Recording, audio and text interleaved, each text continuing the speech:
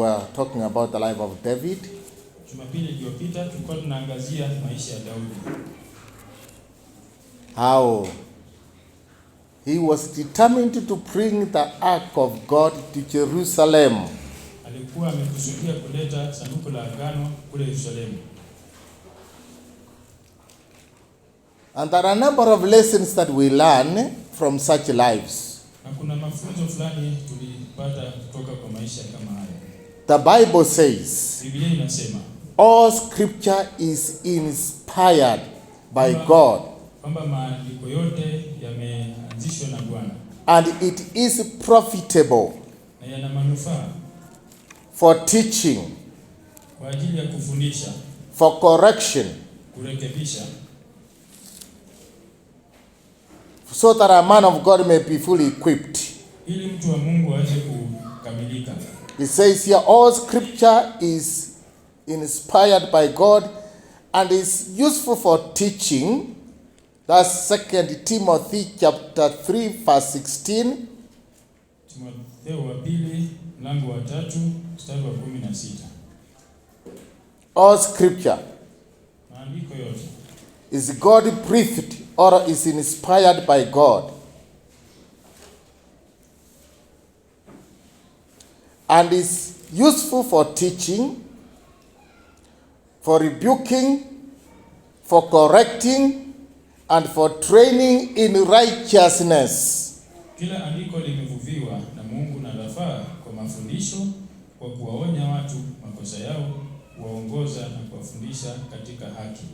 So that the man of God may be thoroughly equipped for every good work. Ili mtu wa Mungu awe amekamilishwa ili apate kutenda kazi njema. Romans chapter 15 verse 4. Warumi 15 mstari wa 4. Equally tells us. Natuambia vile vile. Equally tells us. Natuambia.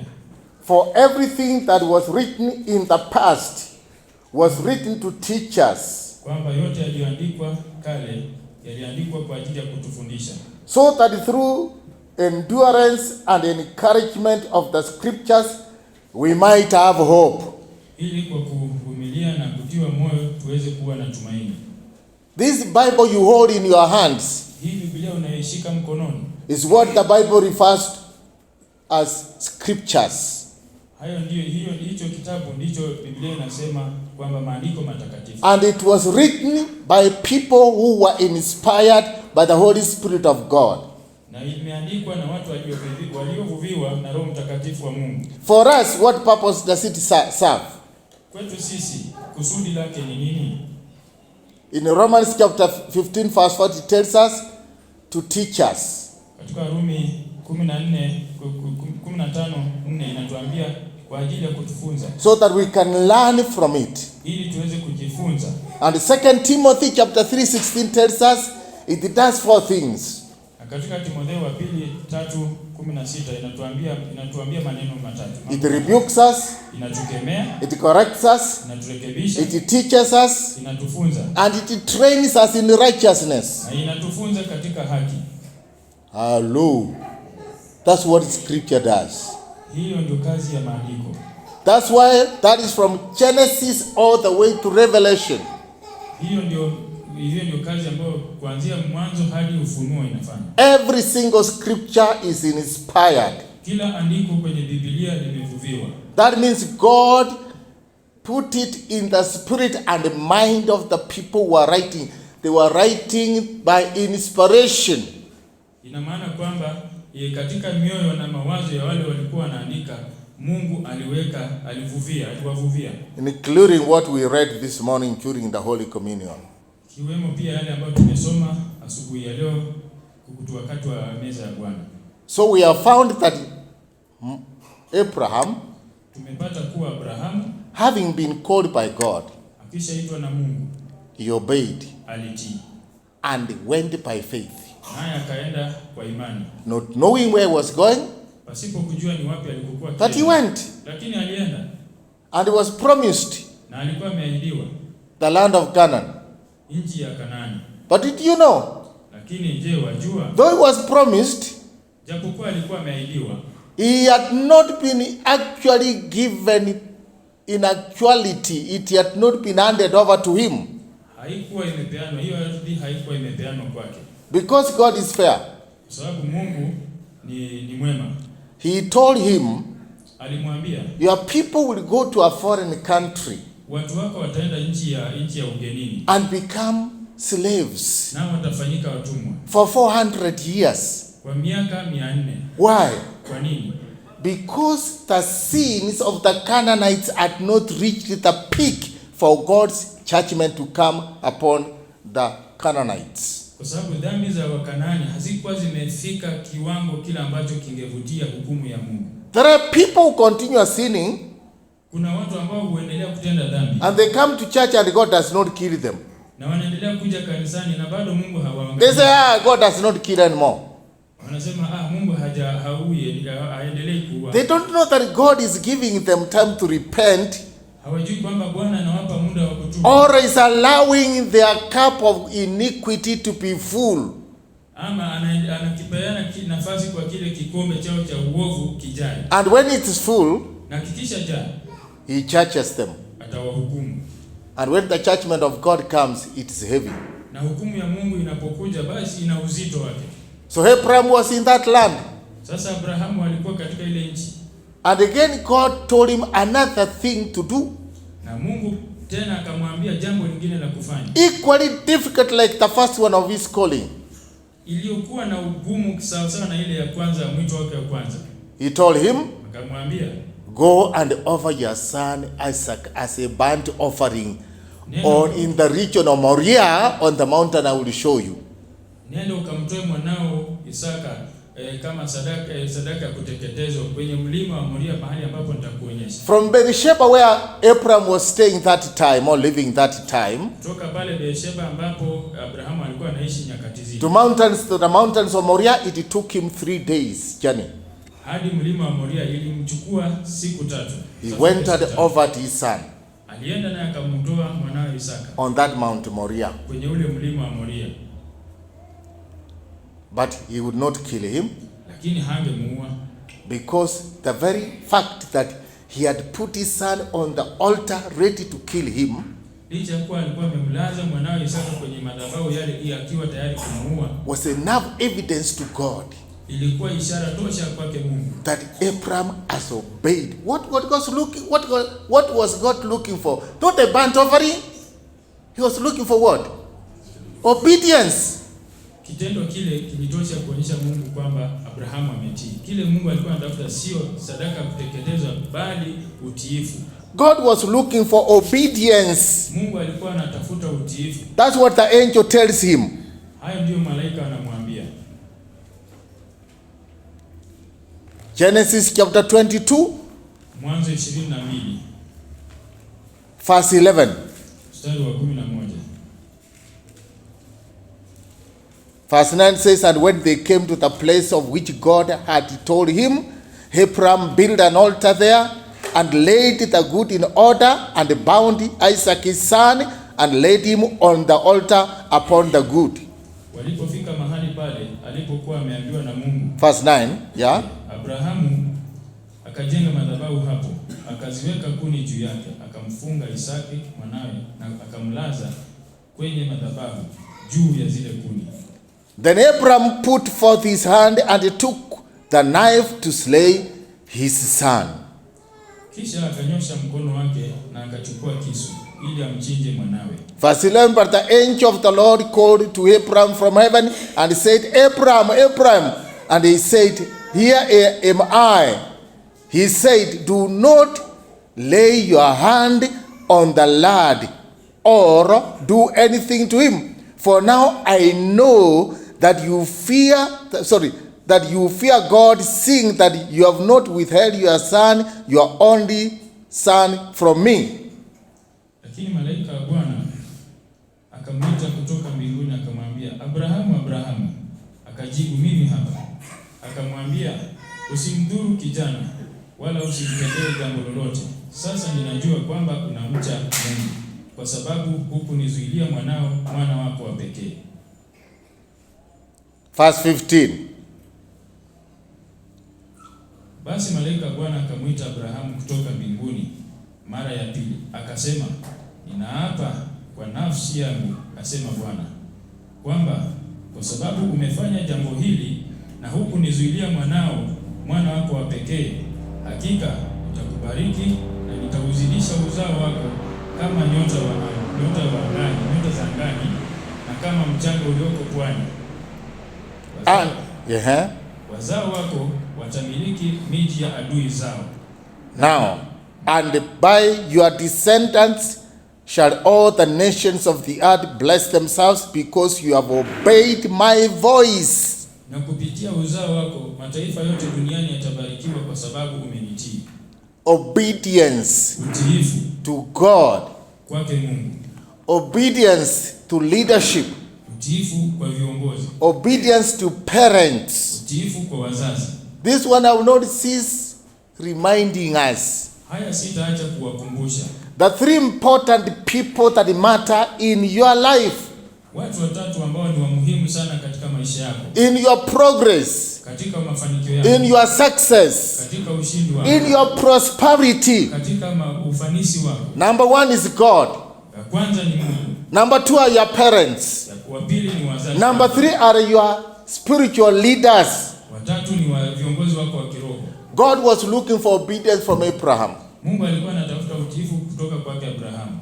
And on that very spot, na mahali pale obedience was actualized. Utiifu wake sasa ukakamilika. Obedience was actualized. Utiifu wake ukaonekana. Years later, miaka mingi baadaye, Daudi has committed sin. Ametenda dhambi. What sin did he commit? Ni dhambi gani aliyoitenda? He yielded to the temptations of the devil. Alizikubali na akazikubali na kutimiza majaribu kutoka kwa shetani. You know, last Sunday I told us, Jumapili iliyopita, David was such a man that he never blamed anybody for his mistakes. Daudi alikuwa ule mtu ambaye hangemlaumu yeyote kwa sababu ya makosa yake.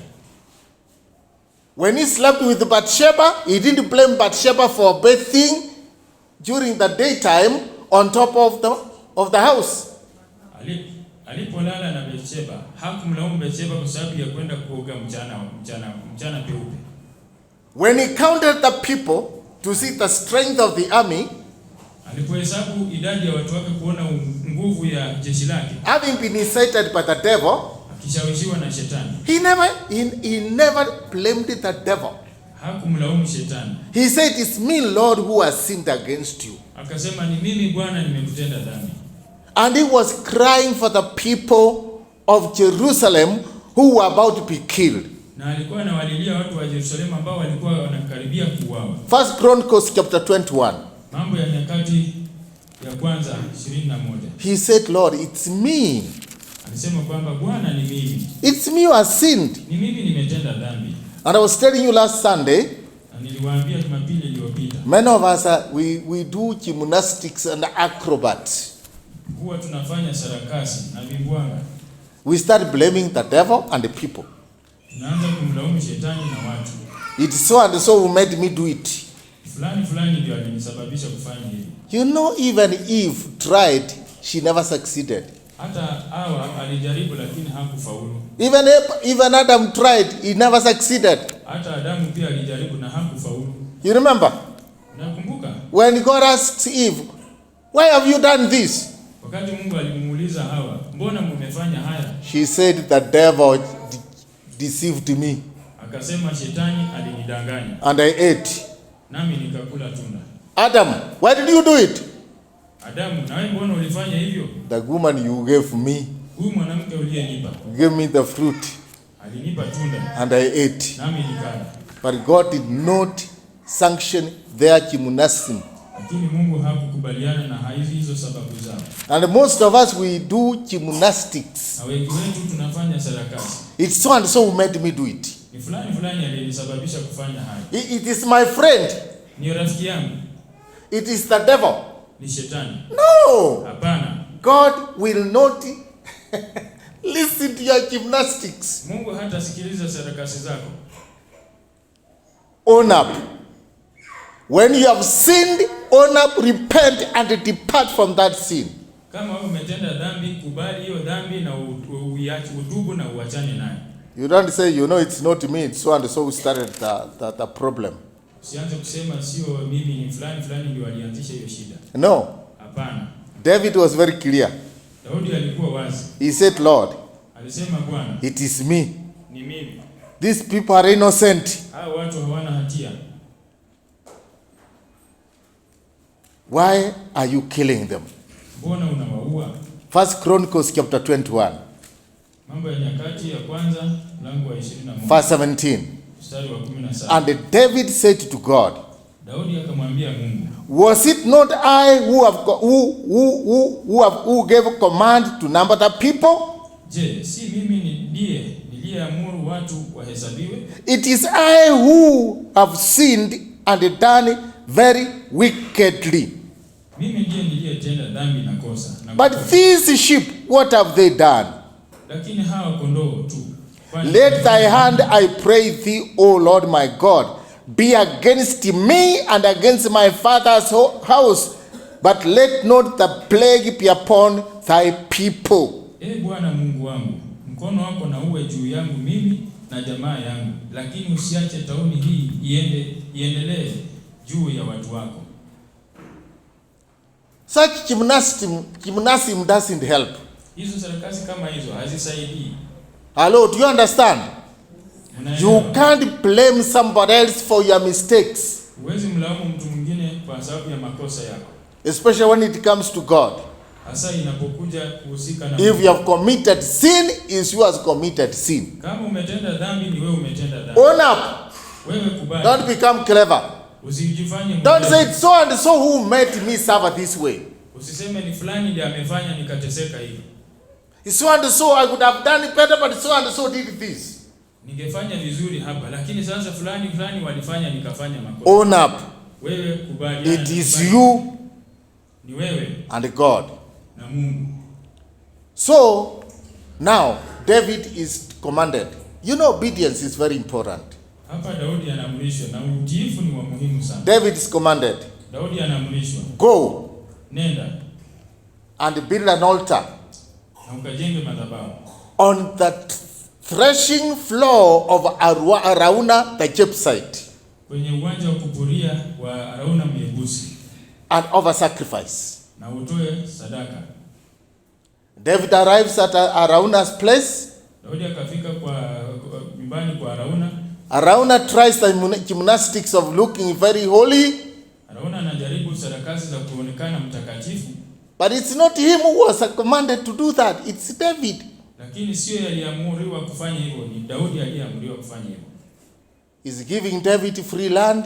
Anampatia Daudi ardhi ya bure.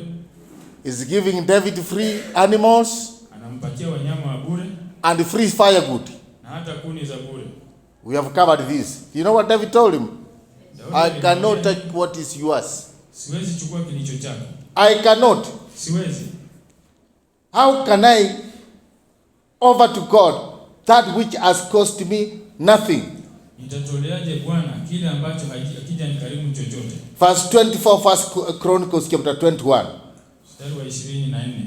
But David said to Arauna, lakini mfalme Daudi akamjibu Arauna, no, but I will buy it for the full price. La hasha, lakini ninasisitiza kwamba nitalipa bei yake kamili. I will not take for the Lord what is yours. Sitachukua kilicho chako kwa ajili ya Bwana. Nor over a burnt offering which cost me nothing.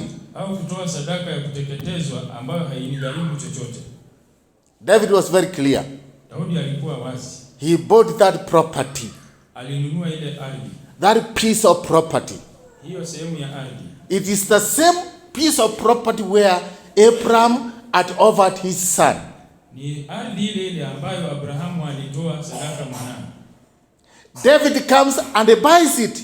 Daudi anakuja na ananunua. And I was telling you last time, na wakati ule mwingine niliwaambia, it's the mistake the tribe of Judah committed before God. Ni makosa ambayo kabila la Yuda walifanya mbele za Mungu. That causes David to pay. Ambayo inamsababisha Daudi kulipia. That land, it was within the territory of Judah.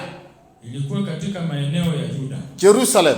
Yerusalemu. But they left the Jebusites there. Lakini waliwaacha Wayebusi pale. The sin you continue entertaining in your life. Dhambi unaendelea kuitekeleza na kuitenda maishani mwako. Nasema I will repent next time, but this is a little bit sweeter. Unasema hii nitatubu wakati mwingine, hii lakini ni tamu. This sister told you young people, don't hide your faith. Huyu dada aliwaambia vijana msifiche imani yenu. This sister here, Melab, told you young people, don't hide your faith. Dada Melab aliwaambia kwamba msifiche imani yenu. And I thank God she was addressing young people. Na nashukuru Mungu kwamba alikuwa anawazungumzia wale vijana. Because it's young people who don't want to identify themselves with God in whom they believe. Kwa sababu ni vijana ambao hawataki kujitambulisha na Mungu ambaye wanamwamini. Whereas it's more safer for you to do so. Unajua ni ya muhimu na ni salama sana kufanya hivyo. When you hide your faith, unapoficha imani yako, they will tell you, watakwambia, come we go for a dance. Kujeni twende tukacheze. And you arrive there and find naked fellows. Semi naked, actually semi naked. Unafika huko unapata watu ambao wamevalia nusu uchi. Ready to commit sexual sin. Wako tayari kutenda. Some of them are planted there by the devil. Wengine wamewekwa pale na shetani mwenyewe. Or you find some, ama unapata wengine. You go with your friends and you have not told them you're born again. Unaenda na marafiki zako na hujawaambia kwamba umeokoka. Ambia sasa wewe nini? Achana kujifanya holy. Stop pretending. Wewe wacha kujifanya kwamba umeokoka. Even bishops do it. Hata maaskofu wanafanya hayo. Take one for the road. Onja tu kidogo. It's true. Ni ukweli. I'm talking to young people. Nazungumza na vijana. Take one for the road, man. Onja tu kidogo. Wacha kujifanya. Onja kidogo, si mbaya, wacha kujifanya. They don't care. Hawajali. Instead of you influencing them, they are influencing you. Badala ya kuwashawishi wewe kuwashawishi wao, wanakushawishi wewe. Instead of looking them straight in the eyes and say, excuse me sir, I am born again. I'm saved. Badala ya kuwatazama usoni na uambie Bwana, mimi nimeokoka. There is nothing like is it one by the road or one for the road? There is nothing like one for the road. Hakuna mambo ya kuonja ati kidogo tu. You face them. Wewe unawaangalia. You know, me have never tasted beer ever since I was born. That's a fact. Mimi sijawahi onja pombe tangu nilipozaliwa. I have never tasted beer. Sijawahi onja pombe. It was out of my own decision. My father was a terrible drunkard. Babangu alikuwa mlevi chakari. And my mother, my wife can tell you that. Mama anaweza kuambia. My mother used to drink. Mama yangu alikuwa analewa. After my father got born again, because my father got born again first and my mother left. And my mother said she's not going to get born again until she's sure my father is actually born again. Babangu ndiye alitangulia kuokoka. Sasa mama yangu akasema sitawacha kulewa ama kunywa pombe hadi nitakapohakikisha kabisa babangu mume wangu ameokoka. She was drinking beer and smoking a pipe. Alikuwa anatumia kiko pamoja na pombe. And she used to pass through our house. That time we had not moved from Nyamira, and she would pass through my wife's because my wife was telling me I was in Nairobi. She would pass through there and they tell her stories. My wife cooks for her and feeds her, and she says, now I am going to fight that mzee. I will knock him with one kick. The person who's saying she's going to hit somebody who's very strong with one kick. She can actually walk straight. Angepitia wakati wa mamangu angepitia kwangu wakati mama yuko pale na wakati wa ameelewa na mama anampikia anamtunza anamlisha vizuri. Sasa hizo anasema basi nataka kwenda kuonana na huyo mzee nitampiga teke moja. She said mwenyewe ni mlevi hawezi rusha teke. She said she's not going to get born again until she's sure mzee is born again. Alisema hata okoka hadi hakikishe kabisa kwamba baba yangu ameokoka. What she did not know is that my dad had actually been born again. We had driven out all the demons from him. Ni kwamba babangu alikuwa ameokoka sababu tulikuwa tumefukuza mapepo yote. And he was truly born again. Na ukweli alikuwa ameokoka. Finally my mother got born again. Mwishowe mamangu pia naye akaokoka. You see? The deception from the devil can be very strange. Uongo kutoka kwa shetani ni wa ajabu sana. Here she's saying, I cannot until. And there are people like that. who are telling you, I want to make sure that you are born again before I get born again. And they're looking at you. And I thank God, my father walked straight. I don't know how God gave him the strength. I would go there once in a while, sit down with him with a Bible, we read and encourage him, and I'm praying for him. And what we have read, anashika. And he bought a big Bible, he was reading. Alikuwa anasoma, hata anasomea mama. Sasa hiyo mama amelewa kabisa, namwambia wachana nayo. So my mother was provoking my father. But once you are born again, the point I'm driving home is this. Once you are born again, young man, it doesn't matter who's coming to provoke you. You ignore them. Kama umeokoka wewe kijana, haijalishi ni nani anakuja kuchokoza. Wewe wapuuze, wachana nao. Don't give excuses. Usipeane vijisababu. David never gave an excuse. Daudi hakupeana vijisababu ama kujitetea. Finally, he built the altar in obedience. Hatimaye alijenga madhabahu katika hali ya utiifu. The angel had given that command to guard the prophet. Malaika alikuwa ametoa hiyo amri kwa Gadi ambaye alikuwa nabii. Tell David, kamwambia Daudi, to go and build the altar on the property of Ornan or Arauna the Jebusite. Kwenda kujenga madhabahu kwa ardhi ya Arauna Myebusi. And David did it. Na Daudi akafanya hivyo. In obedience. Katika hali ya utiifu. That property, hiyo ardhi, which is now being fought over by the Muslims, the Arabs and what have you, ambayo bado inapiganiwa na Waislamu is for Israel in a double way.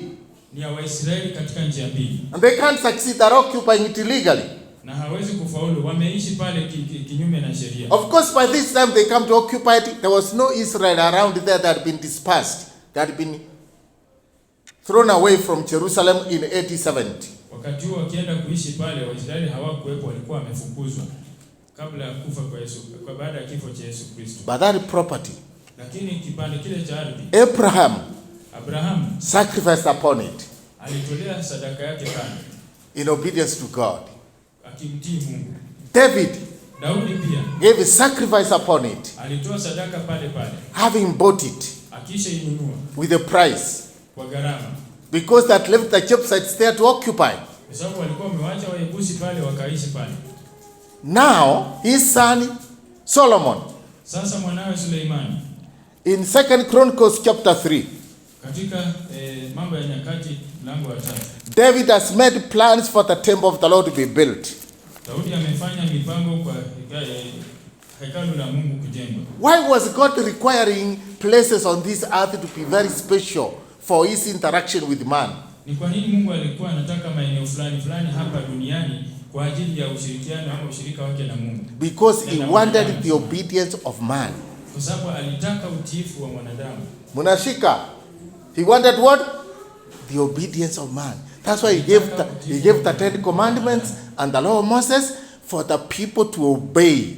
Sababu alipeana amri 10 na sheria za Musa ili wanadamu watii. David made provisions.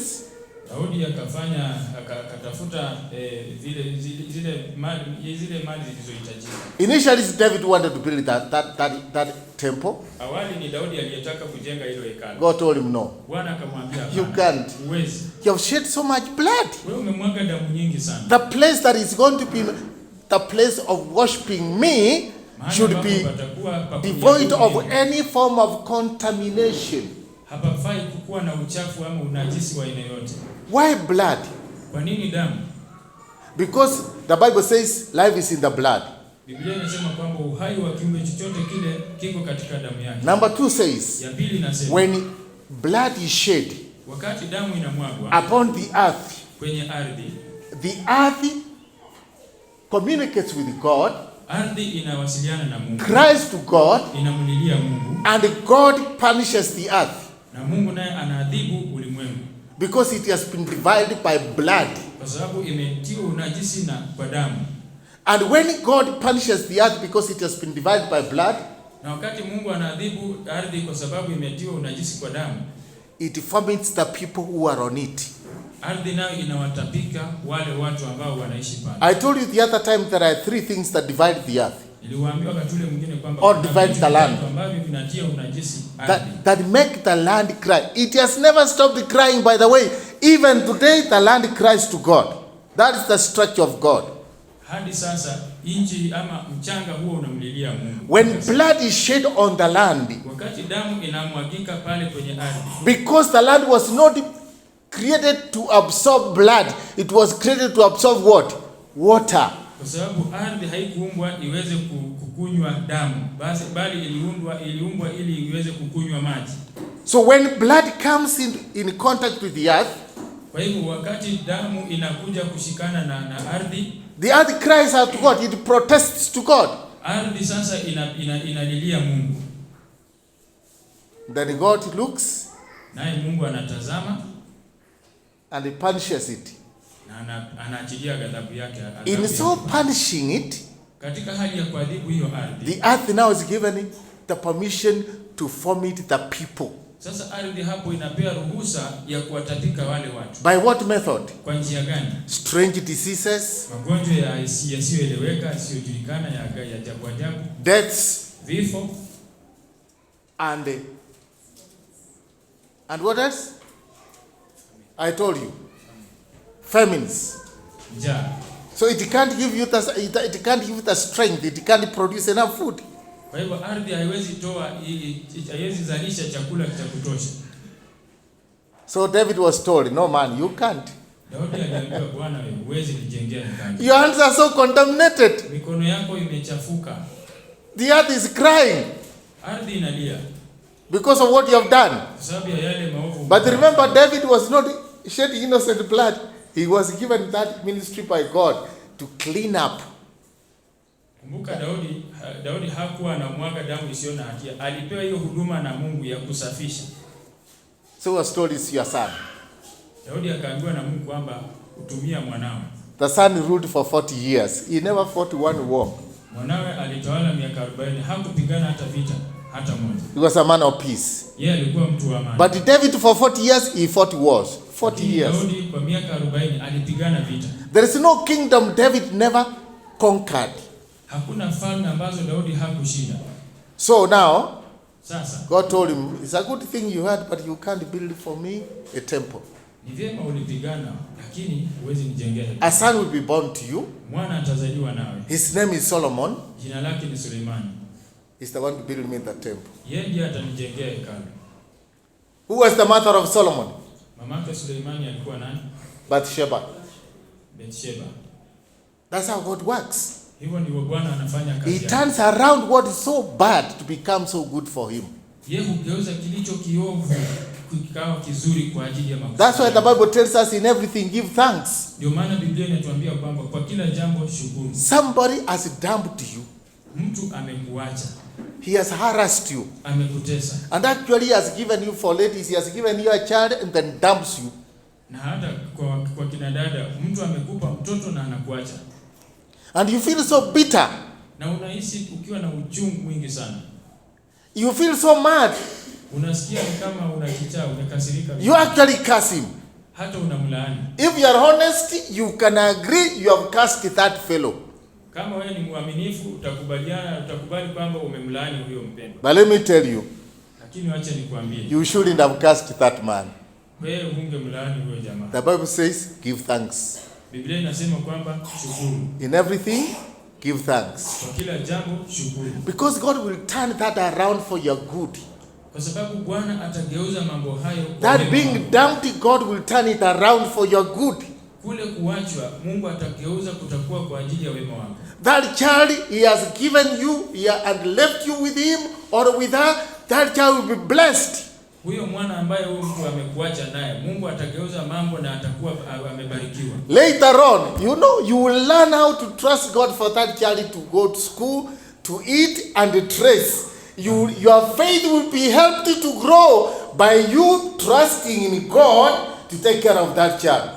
Baadaye utakuja kuelewa na kumtumaini kumtumainia Mungu kwa ajili ya kumlisha yule mtoto, kumvisha na kumsomesha, na imani yako itakuzwa kupitia kwa huyo mtoto. Your obedience in God will grow stronger. Utiifu wako kwa Mungu utaendelea kukua na wenye. And that child will be blessed. Listen to me. Sisters who are single mothers here, and those of you online, that child will be blessed. Kina dada ambao mko hapa na wale mnaoni tazama kwenye mtandao, mtoto uliyeachwa naye atabarikiwa. If you surrender to Jesus Christ, ukijiachilia kwa Mungu, if you keep faith in Jesus Christ, ikiwa utashikilia imani yako na kuiweka kwa Yesu, if you pray for that child, ikiwa utamwombea huyo mtoto, and you train that child in the ways of the Lord, na unamfunza huyo mwana katika njia za Mungu, that child will be blessed. Huyo mwana na ama mtoto huyo, and one day, na siku moja, you will stand utasimama and thank God. Na ushukuru. When you look at the accomplishments of your child, utakapoona yale ule ushindi na mambo ambayo mtoto, and what God has done through that child, na yale ambayo Bwana atakuwa amefanya kupitia kwa huyo mtoto. Solomon was a product of David and Bathsheba, whom he had taken illegally and carried and killed the husband. Kuhusu Suleimani, alikuwa ni mtoto aliyemzaa Daudi, aliyemzaa na Bathsheba baada ya kumchukua Bathsheba kutoka kwa mmoja wale wanajeshi wake. Naturally, people would have said, nothing good will come out of this marriage. Kwa kawaida watu wangesema kwamba kuna kitu kizuri kitatokea katika hii ndoa. You are not God. Wewe si Mungu. Please listen to me. Tafadhali nisikilize.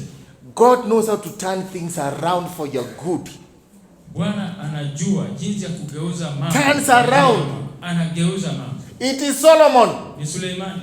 God tells David, Mungu it is Solomon your son. Ni Suleimani mwanao. How becomes the mother of Solomon? Ni nani anafanyika mwana wa Suleimani, mama yake Suleimani? Bathsheba. Bathsheba. So this Solomon, sasa huyu Suleimani, David has planned and raised enough resources to build the temple.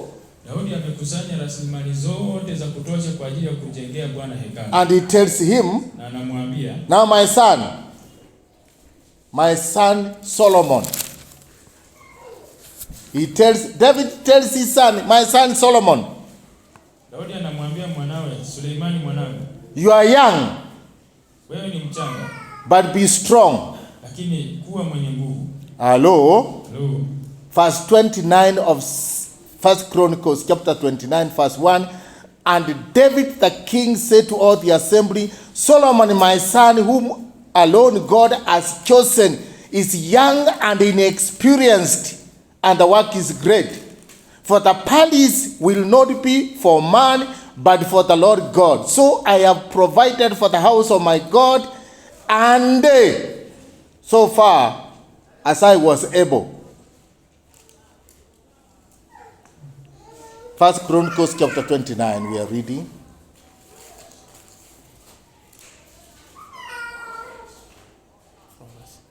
Verse 1. Ndipo mfalme Daudi akaiambia kusanyiko lote, mwanangu Suleimani, yeye ambaye Mungu amemchagua, ni kijana mdogo na asiye na uzoefu. Kazi hii ni kubwa, kwa sababu hekalu hili la fahari si kwa ajili ya mwanadamu, bali ni kwa ajili ya Bwana.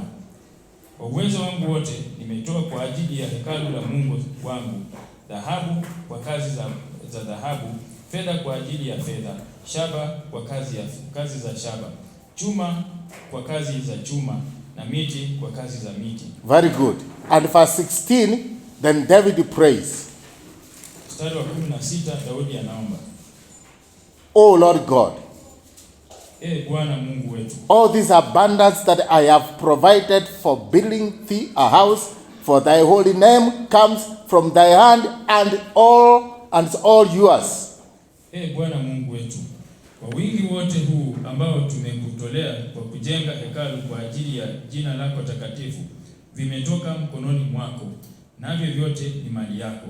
I know, my God, ninajua Mungu wangu, that thou triest the heart and hast pleasure in uprightness. In uprightness of my heart I have freely offered all things, and now I have seen thy people who are present here, offering freely and beyond to thee. ninajua Mungu wangu kwamba wewe hujaribu moyo na unapendezwa na unyofu. Vitu hivi vyote nimevitoa kwa hiari na kwa moyo mnyofu. Nami sasa nimeona kwa furaha jinsi watu wako walioko hapa kwa hiari yao walivyokutolea wewe. O Lord, verse 18, the God of Abraham, Isaac and Israel, our fathers, keep forever such purposes and thoughts in the hearts of thy people, and direct their hearts toward thee. Bwana Mungu wa baba zetu Abrahamu, Isaki na Israeli, weka shauku hii ndani ya mioyo ya watu wako daima, na uifanye mioyo yao iwe na uaminifu kwako. And David prays for his son Solomon. Daudi anamwombea mwanawe Suleimani. Praise. Anamuombea. Grant to Solomon my son that with a whole heart he may keep thy commandments, thy testimonies, and thy statutes, performing all, and that he may build a palace for which I have made provision. Nawe umpe mwanangu Suleimani kujitolea kwako kwa moyo wote, ili kuzishika amri zako, masharti yako, maagizo yako, na kufanya kila kitu ili kujenga hekalu hili la fahari ambalo kwa ajili yake nimetoa. Listen to me. Nisikilize. Abraham made sure his son Isaac knows that God is worshiping. Alihakikisha kwamba mwanawe Isaka anamjua Mungu ambaye alikuwa anamwabudu. Daudi naye made sure his son Solomon does what he has begun to do. Alihakikisha kwamba mwanawe Suleimani anafanya kile ambacho alikuwa ameanza kufanya. What David had started to do. Kile ambacho Daudi alikuwa ameanza kufanya. That's what is called the legacy. It's called legacy. Inaitwaje? Urithi. Yeah, hiyo ndio inaitwa urithi. Urithi, legacy. Urithi. As a Christian man, kama Mkristo or woman, Mkristo wa kiume ama wa kike, what is your children supposed to be? Wanao wanastahili kuwa vipi? How do you take your children? Wewe unawachukulia vipi watoto? How do you prepare your children? Unawaandaje watoto wako? Here Abraham, the son, knew his father is a worshipper and is very obedient to God. Isaka mwanawe alijua kwamba baba yake ni mwenye kuabudu na alikuwa mtiifu kwake Mungu. Suleimani comes face to face with the realities of his father. Yeye pia naye anakumbana ana kwa ana na ukweli wa baba yake. How freely he is willing to give to God with all his heart, everything. Jinsi alivyokuwa na moyo waziwazi wa kumtolea Mungu and worship God na kumwabudu Mungu. How about you and me? Na sasa je, kwako wewe na mimi? Mama, how about you and your child? Na wewe mama, itakuwaje ikoje wewe na what are you planning to live with your child? Ni urithi gani ambao unapanga kuachia watoto wako? Recently I was telling my grandchildren. Hivi majuzi nilikuwa naambiwa wajukuu wangu. Davis here he can testify. David yako hapa anaweza shuhudia. I was telling them. Nilikuwa nawaambia. The legacy I can live for you. Urithi ambao mimi naweza kuachia. Is faith in the God I'm serving. Ni imani katika Mungu ninayemtumikia. Because we are having prayer with fasting with one of them. Sababu tuna maombi ya kufunga na mmoja wao. And the others came to join us. Wengine wakaja kujiunga na sisi. They had to face into our program of Bible study and praying. Walibidi waingie katika ratiba yetu ya kufunga na kuomba na kujifunza neno. And I told them. Na niliwaambia. It is my desire. Ni tamanio la moyo wangu. To leave a legacy for you. Niwaachie urithi. The faith in the God I'm serving. Imani katika Mungu ninayemtumikia. And I told them, your parents have already handed over to them. Wazazi wenu tayari wameshampokea. They are already walking in the ways of the Lord. Tayari wao wanaenenda katika njia za Mungu. They are walking in that faith. Wanaenenda katika imani hiyo. Now you are the ones I'm working on. Sasa nyinyi ndio ninashughulikia. Those are grandchildren. Hao ni wajukuu.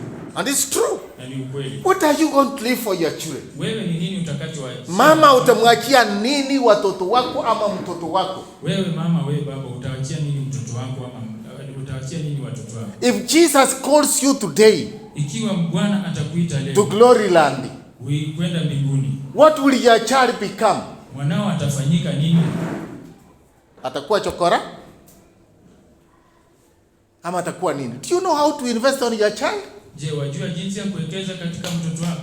On your knees. Kwa magoti yako. Mama, take time to pray for your children. Mama, wrestle with God in prayer. Ngangana na Mungu kwa magoti kwa maombi. Let your children see God in you. Acha watoto wako waone Mungu ndani yako. Fathers who are watching this program, wrestle with God on your knees. Let the children see you love God, serve God, pray to God. Wewe unayenitazama, ngangana na Mungu kwa magoti, kwa maombi. Wacha watoto wako wakuone kwa magoti ukiomba, ukimwamini Mungu na kumtumikia. Abraham, Isaac saw Isaka alimuona and heard from the angel, na akasikia kutoka kwa malaika, telling the father, akimwambia baba yake, I now know sasa ninajua you fear God. Unamheshimu Mungu. I now know sasa ninajua you have obeyed me. Umenitii. Because you have obeyed me. Na kwa sababu and because you fear God. Na kwa sababu and you have not kept your son from offering a sacrifice as I commanded you. Kwa sababu hujamzuilia mwanao kama sadaka kama ilivyokuamuru. In blessing I will bless you. Kukubariki nami nitakubariki. And I will give you many children. Na nitakupa watoto wengi. And you will defeat your enemies. Na utawashinda adui zako. And I will give you the land. Na nitakupa ile nchi. This Isaac is listening as the angel is talking to the father from heaven. Huyu Isaka anamsikiliza malaika akizungumza na baba yake. For David, for Daudi, Solomon was not with him at Arauna's place. Suleimani hakuwa na babake Daudi pale kwa. But David is now stating facts. Lakini Daudi sasa anaweka and telling his son and praying for his son. Na akimwombea mwanawe. Hello. Do you see the prayer is praying? Unaona maombi ambayo anaomba. Oh Lord, the God of Abraham, Isaac and Israel, our fathers, keep forever such purposes and thoughts in the hearts of thy people and direct their hearts toward thee. Grant to Solomon my son that with a whole heart he may keep thy commandments, thy testimonies, and thy statutes, performing all, and that he may build the palace for which I have made provision. Solomon is not going to struggle to raise offering, to raise money, to buy materials. David has done it. All that Solomon is doing, even the drawing, the design, David has received from God, and he has jorad, and he has kept in the record. So all that Solomon is doing is easy, just building. Daudi hapa tayari baba yake Daudi ameshamuombea, ameshafanya kila kitu. Kwa hivyo kile anaenda kufanya tu ni kujenga. Ameshapewa ramani, amepewa kila kitu. You as a parent, wewe kama mzazi, please listen to me. Tafadhali nisikilize. Hello. Hello.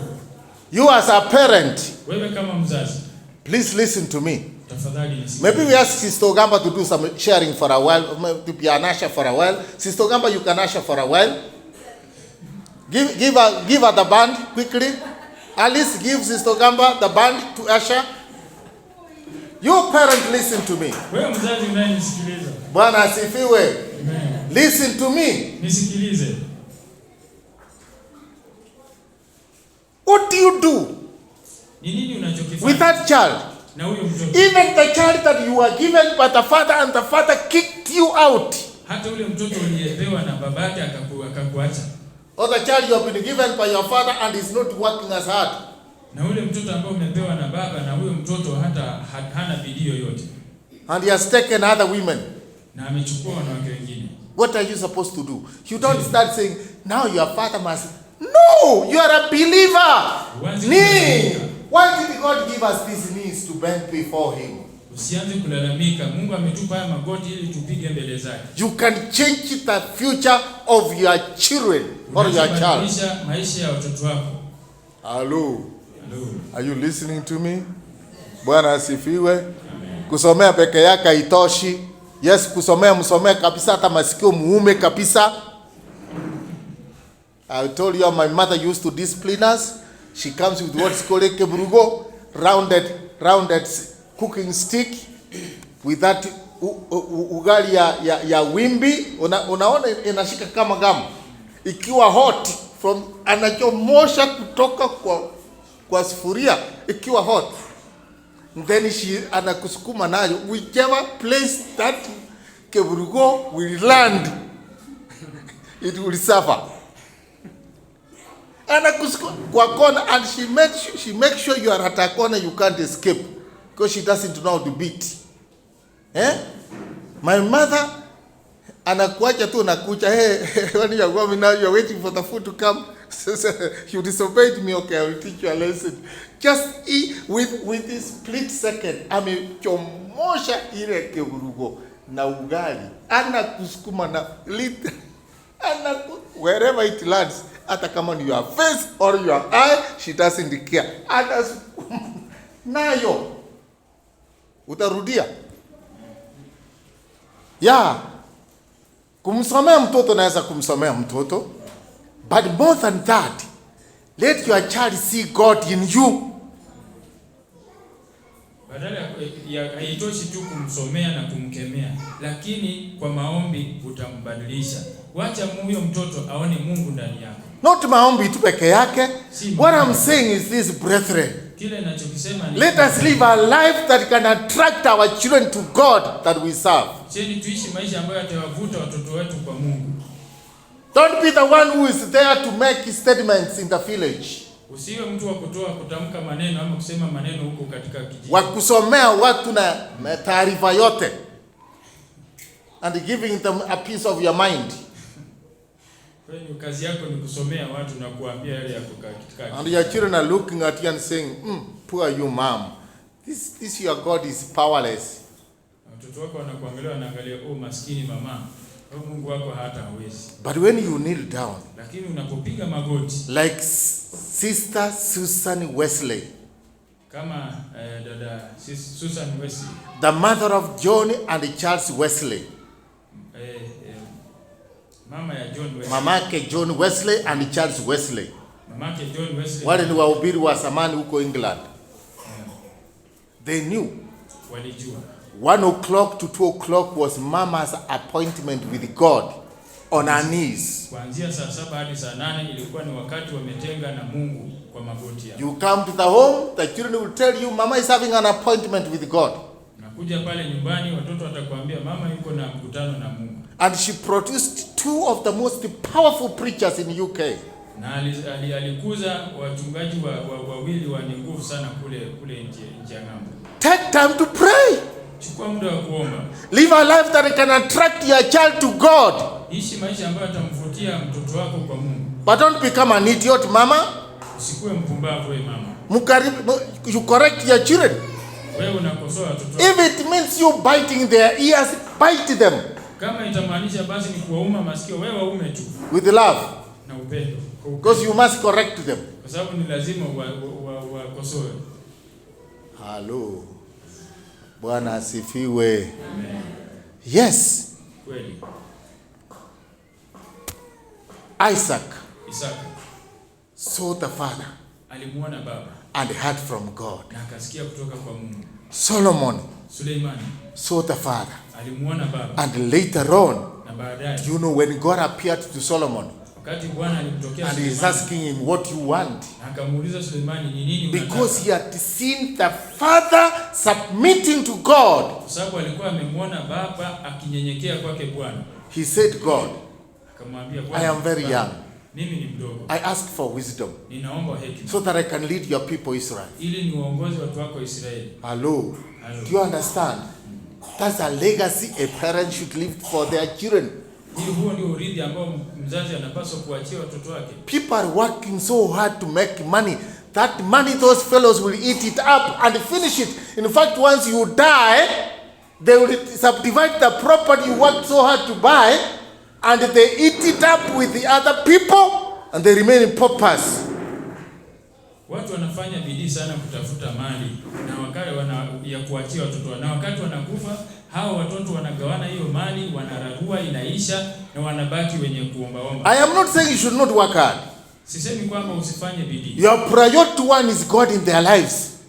Jambo in your life and in their lives. Jambo la msingi kwako kana maisha yao ni Mungu. Then work hard. Kisha ufanye bidii. Live a good life. Ishi maisha mazuri. And leave them a good inheritance. Na uachie urithi ulio sawa. But if God is not in their lives, lakini kama Mungu hayuko katika maisha yao, your efforts are in vain. hata juhudi zako ni za bure. You understand, brethren? Unaelewa? If God is not in their lives, your efforts are what? In vain. They will fight. Kama Mungu hayuko katika maisha yao, basi juhudi zako ni za bure, watapigana. Solomon was able to do what the father was supposed to do. Suleimani aliweza kufanya yale ambayo baba yake alipaswa kufanya. Because he walked in the ways of the father. Kwa sababu alitembea katika njia za baba yake. How much more do our children see God in us? Ni kiasi gani ambacho watoto wetu wanaona Mungu ndani yetu? Young people, vijana, how much more do your friends see God in you? Ni kwa kiasi gani wa marafiki zenu wanaona Mungu ndani yenu? Do they see Jesus? Je, wanaona Yesu? Or they see a rebel like them? Ama wanaona waasi kama wao? Only the difference is that you go to church. Ama tofauti iliyoko kati yenu ni kwamba nyinyi mnakuja kanisani. And they corner you. Na wanakudanganya. Tell you now, let us go and watch football. Alafu wanakuambia twende tutazame mpira. Chan is around. Chan imeanza. Or there is another one my grandchildren watch. It's called Manchester United. And another one is called what? Liverpool? I don't know if it's Liverpool. And there is another one. Arsenal. They watch at night. And those teams, they play at night, by the way. Unfortunately or fortunately, they play at night when we are asleep. Me, I've never watched 10 of them. And you, young person, if you don't have the substance of Christ in you, they'll put you into a lot of trouble.